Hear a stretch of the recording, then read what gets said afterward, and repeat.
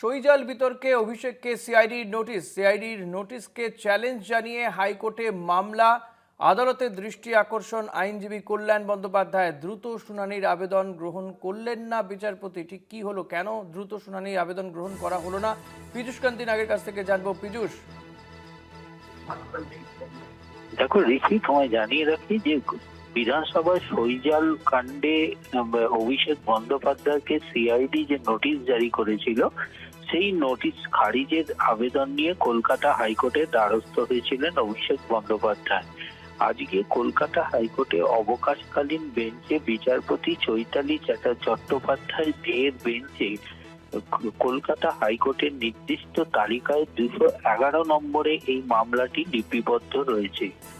এই মামলাটি শুনানির সম্ভাবনা কম, এমনটাই আশঙ্কা করে আইনজীবী কল্যাণ বন্দ্যোপাধ্যায় বিচারপতির দৃষ্টি আকর্ষণ করে মামলা দ্রুত শুনানির আবেদন জানান।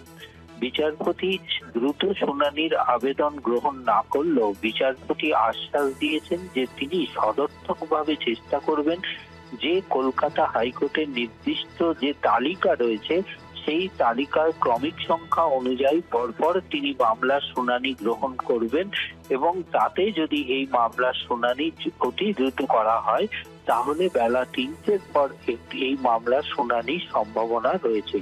কিন্তু তার আগে দ্রুত শুনানির যে আবেদন তা কিন্তু তিনি গ্রহণ করেননি। তিনি পরিষ্কার জানিয়ে দিয়েছেন মামলার ক্রমিক সংখ্যা অনুযায়ী তিনি মামলার শুনানি গ্রহণ করবেন। ঋষি, ধন্যবাদ পীযূষ। কথা বলছিলাম প্রতিনিধি পীযূষ কান্তি নাগের সঙ্গে।